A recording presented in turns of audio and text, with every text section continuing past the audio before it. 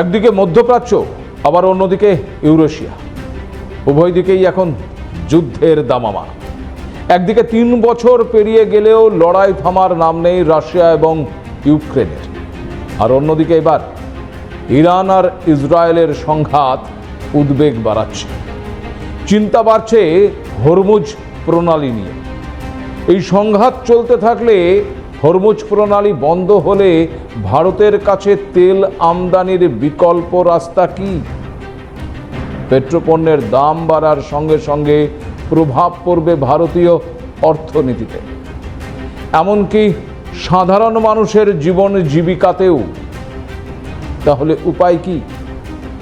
তেল মানচিত্রে ভারতের অবস্থান কি হবে? এখন এটাই সবচেয়ে বড় প্রশ্ন।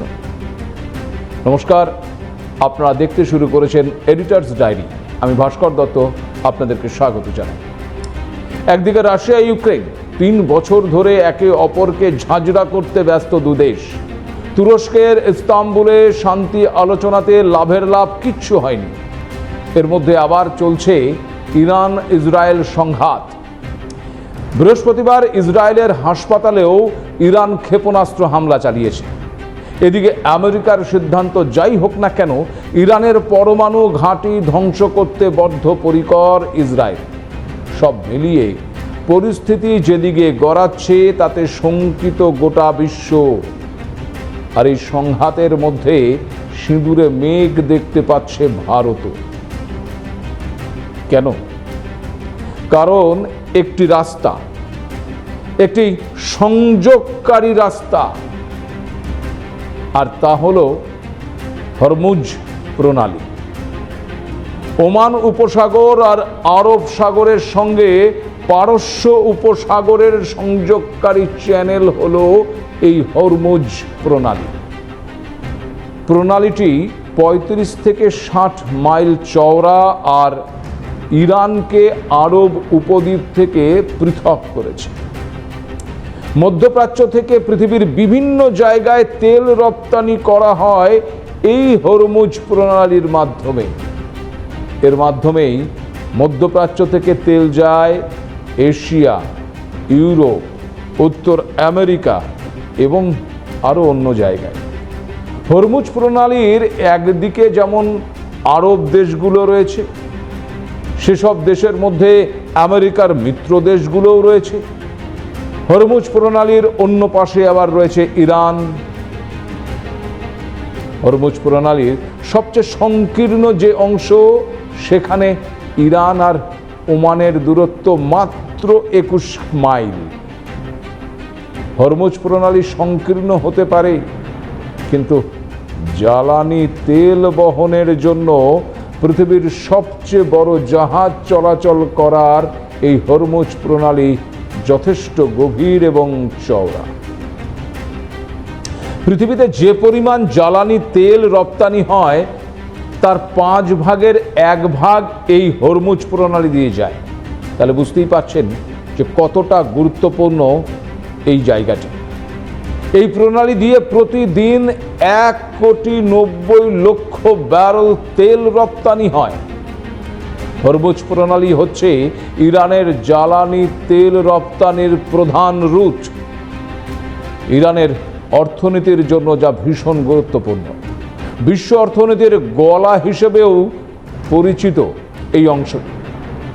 কারণ এই অংশটি বন্ধ হয়ে গেলেই বিশ্ব বাণিজ্যের দম যে বন্ধ হয়ে যাবে। কারণ এটি বিশ্বের খনিজ তেল শিল্পের সবচেয়ে ব্যস্ত সমুদ্রপথ। মার্কিন জ্বালানি তথ্য প্রশাসনের মতে হরমুজ প্রণালী দিয়ে প্রতিদিন প্রায় 2,10,00,000 ব্যারেল অপরিশোধিত খনিজ তেল পরিবহন হয়, যা বিশ্ব খনিজ তেল বাণিজ্যের 3 ভাগের 1 ভাগ। শুধু তাই নয়, বিশ্বে উৎপাদিত সকল তরলীকৃত প্রাকৃতিক গ্যাসের 4 ভাগের 1 ভাগ এই হরমুজ প্রণালী দিয়ে সারা বিশ্বে ছড়িয়ে যায়।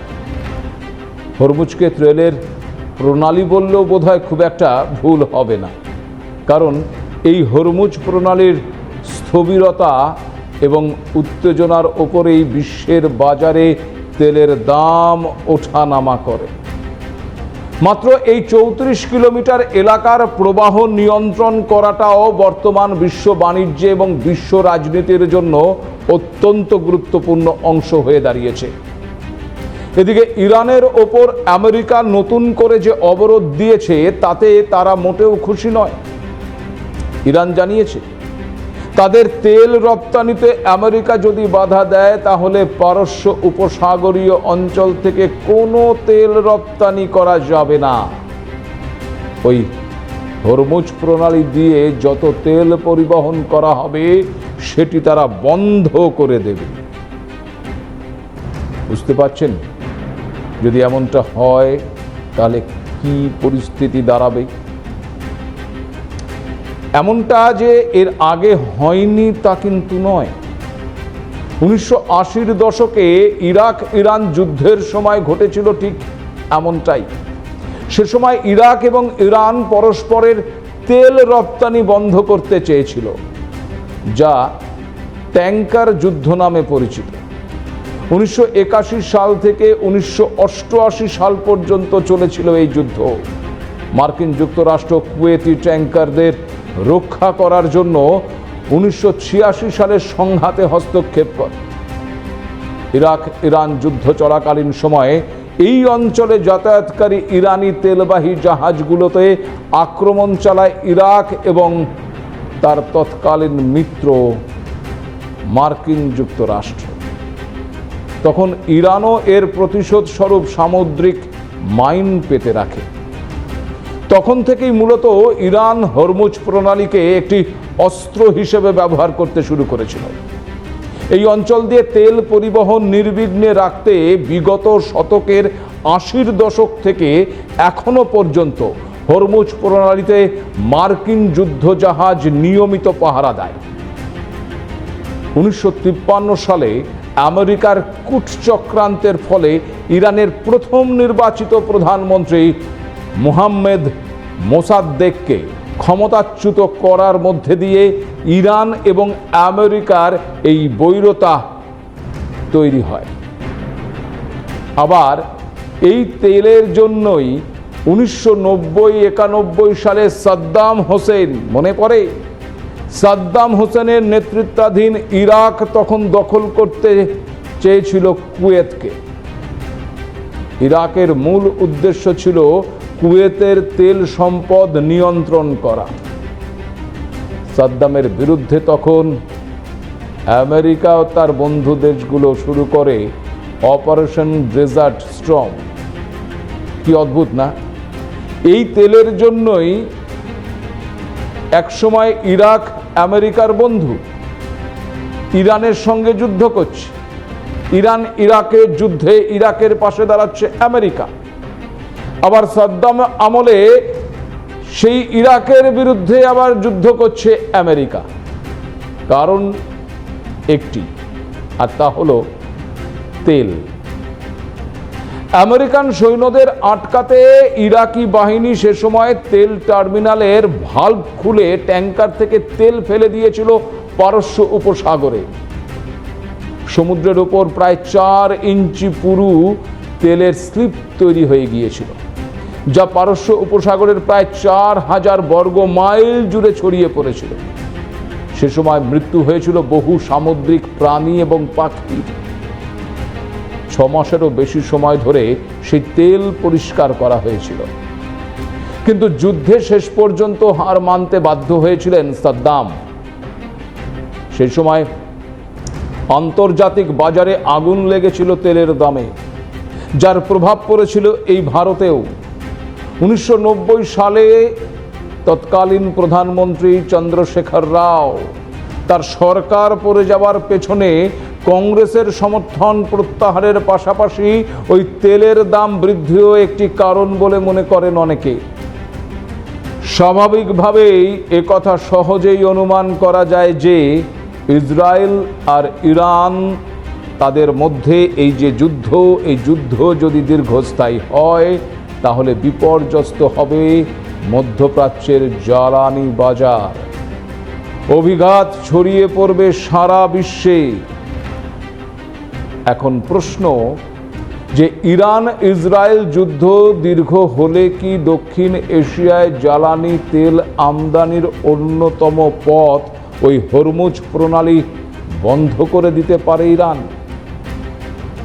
ইরানের রাষ্ট্রীয় সম্প্রচার সংস্থা IRINN জানিয়েছে, দেশটির একজন প্রভাবশালী রক্ষণশীল সংসদ সদস্য ইসমাইল কোসারি এই সপ্তাহের শুরুতেই বলেছিলেন যে ইসরায়েল যখন ইরানে হামলা জোরদার করছে তখন হরমুজ প্রণালী বন্ধ করে দেওয়ার বিষয়টি তারা বিবেচনা করছেন। বিশেষজ্ঞরা বলছেন, যদি হরমুজ প্রণালী বন্ধ হয়ে যায় তবে তা আন্তর্জাতিক বাণিজ্যে ব্যাপক প্রভাব ফেলতে পারে এবং বিশ্বের বাজারে জ্বালানি তেলের দাম হু হু করে বাড়িয়ে দিতে পারে। বিপদের আঁচ পেয়ে বিকল্প খোঁজা শুরু করে দিয়েছে ভারত। ভারতের কোথায় মিলেছে তেলের খনি? তেল উৎপাদনেও কি ভারত হতে পারবে আত্মনির্ভর? বলবো, ভারতকে তার নিজের চাহিদার জন্য 85%-এরও বেশি তেল বাইরে থেকে আমদানি করতে হয়, আর এই আমদানির প্রায় 50% আসে ওই হরমুজ প্রণালী দিয়ে। ইরাক, সৌদি আরব, আরব আমিরশাহী থেকে আসা তেলের সরবরাহ বাধার সম্মুখীন হবে। যেহেতু ইরান এই রুট নিয়ন্ত্রণ করে, সেই ক্ষেত্রে এই পথ বন্ধ হয়ে গেলে ভারতের 40% অপরিশোধিত তেল এবং 54% প্রাকৃতিক গ্যাস সরবরাহ প্রভাবিত হবার আশঙ্কা। বিশেষজ্ঞদের আশঙ্কা এটাও যে এই যুদ্ধের প্রভাব যদি কোনোভাবেই ওই হরমুজ প্রণালীর ওপর গিয়ে পড়ে, সেক্ষেত্রে ভারতকে বাণিজ্যিক ক্ষেত্রে বিরাট বাধার সম্মুখীন হতে হবে। আর এখানেই প্রশ্ন তৈরি হচ্ছে, এই সমস্যা সমাধানের বিকল্প কি? তথ্য বলছে, মোট আমদানিকৃত তেলের 35% রাশিয়া থেকে কেনে ভারত। প্রায় 50%-এর বেশি তেল আসে মধ্যপ্রাচ্যের দেশগুলি থেকে ওই হরমুজ প্রণালী হয়ে। সূত্রের খবর এটাও যে যুদ্ধ পরিস্থিতিতে কোনোভাবেই যদি ওই হরমুজ প্রণালী ইরান বন্ধ করে দেয়, সেক্ষেত্রে বিকল্প হিসেবে দক্ষিণ আফ্রিকার দেশগুলো থেকে তেল কেনার বিষয়ে চিন্তাভাবনা শুরু করেছে ভারত। যদিও এই পদ্ধতিতে তেল আনতে হয়, তাতে ভারতের তেলের ঘাটতি পূরণ হবে কিনা সন্দেহ থাকছে। সন্দেহ এখানেও যে এই প্রণালী দিয়ে যদি বা এই প্রক্রিয়ার মাধ্যমে যদি তেল আসে, তাহলে সেই তেলের দাম যে আরও বাড়বে এ বিষয়ে কোনো সন্দেহ নেই। দেশের পেট্রোলিয়াম মন্ত্রকের মতে বর্তমানে দেশে মাত্র 74 দিনের মতন তেল মজুত রয়েছে। এর পাশাপাশি আপৎকালীন পরিস্থিতির জন্য আরও প্রায় 10 দিনের তেল মজুত রয়েছে। অর্থাৎ বুঝতে পারছেন যে আর সব মিলিয়ে ওই 84 দিন, খুব বেশি মেরে কেটে হলে 90 কিংবা 100 দিন তার তেল মজুদ রয়েছে ভারতের কাছে, এমনটাই নাকি জানা যাচ্ছে। তাহলে কি সমূহ বিপদের সম্মুখীন হতে চলেছে ভারত? তেল শেষ হয়ে গেলে কি হবে? স্তব্ধ হয়ে যাবে রাস্তা, কলকারখানা, আর গাড়ি চলবে না। আরে দাঁড়ান, এত তাড়াতাড়ি আঁতকে ওঠার বা দুশ্চিন্তায় ভেঙে পড়ার কোনো কারণ নেই। কারণ যদি অন্ধকার থাকে, তাহলে সেই অন্ধকারের পরে আবার আলোর সন্ধানও থাকে। ঠিক যেমনভাবে সন্ধান পাওয়া গেছে আন্দামান সাগরের বুকে খনিজ তেলের এক বিশাল ভাণ্ডারে। গত সোমবারই কেন্দ্রীয় পেট্রোলিয়াম মন্ত্রী হরদীপ সিং পুরী তিনি পরিষ্কার জানিয়েছেন যে আন্দামান সাগরে খনিজ তেলের বিরাট ভাণ্ডার থাকার ইঙ্গিত পেয়েছে ভারত। অনুমান করা হচ্ছে নাকি অন্তত 2 লক্ষ কোটি লিটার খনিজ তেল রয়েছে ওই অঞ্চলে। সবকিছু ঠিকঠাক থাকলে এই তৈল খনি ভারতের অর্থনীতির চেহারাটা যে আমূল বদলে দিতে পারে তা বলাই যায়। কেন্দ্রের অনুমান, সম্প্রতি ছোট দেশ গুয়ানাতে যেমন তেলের ভাণ্ডারের খোঁজ মেলার পর ওই দেশের চেহারাটা বদলে গেছে, ভারতেরও তেমনই সুদিন আসতে চলেছে। I've been saying is that we have the potential of several Guyanas in the Andaman Ocean. And I also said that we are looking at the possibility, thanks to this additional exploration and production, of finding a Guyana. These are the facts. I think we have the potential. It has been estimated, and today the exploration and production, those 2.5 pages of oil wells that we've dug and what they have shown, it's all, and then we are going deeper and deeper. It shows that we are in that direction. মন্ত্রী হরদীপ সিং পুরী জানিয়েছেন, এই তেলের খনি ভারতের জ্বালানি চাহিদার বেশিরভাগটাই পূরণ করতে সক্ষম হবে। সেক্ষেত্রে বাইরের দেশ থেকে তেল আমদানি অনেকাংশেই কমে যাবে।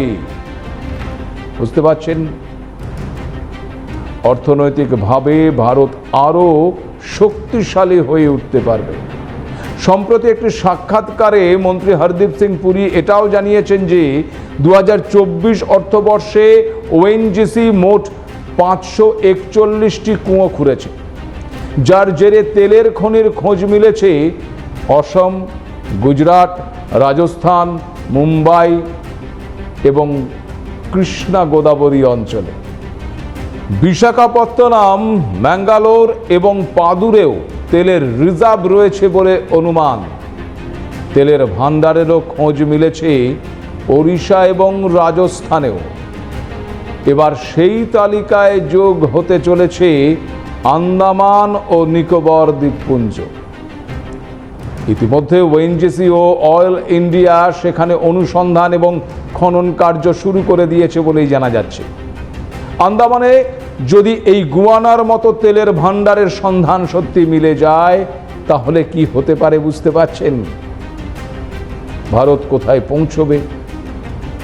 কেন্দ্রীয় মন্ত্রী হরদীপ সিং পুরীর বক্তব্য, এই অনুসন্ধান যদি বাস্তবায়িত হয় তবে ভারতের অর্থনীতি $3.7 ট্রিলিয়ন থেকে 1 লাফে $20 ট্রিলিয়ন পৌঁছতে পারে। যদি ভারতের আন্দামান সাগরে তেলের বিশাল ভান্ডারের খোঁজ পাওয়া যায়, তাহলে তা ভারতের ক্ষেত্রেও হয়ে উঠতে পারে গেম চেঞ্জার। এতে করে শুধু তেলের আমদানি কমবে না, বরং দেশের জ্বালানি নিরাপত্তাও অনেকটা সুদৃঢ় হবে। তবে এর ফলে আন্তর্জাতিক বাজারে মূল্য বৃদ্ধি বা ভূরাজনৈতিক অস্থিরতার প্রভাব ভারতের অর্থনীতির ওপর পড়বে না।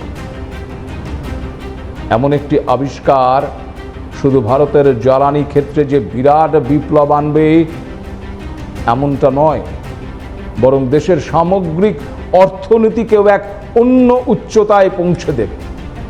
এদিকে কয়েক বছর আগেই এই বাংলার বুকেই অশোকনগরের বাইগাছি এবং পার্শ্ববর্তী বিভিন্ন জায়গায় খনিজ তেলের হদিশ পাওয়া গিয়েছিল।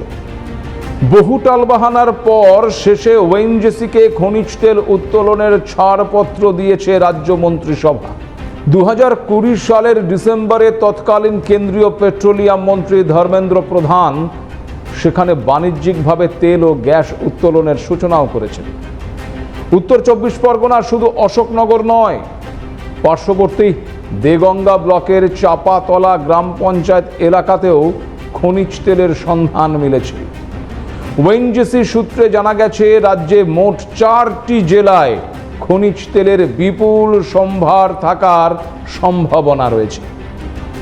ওইসব এলাকায় জমি লিজে নিয়ে ওএনজিসি খনিজ তেল উত্তোলন করতে চায়।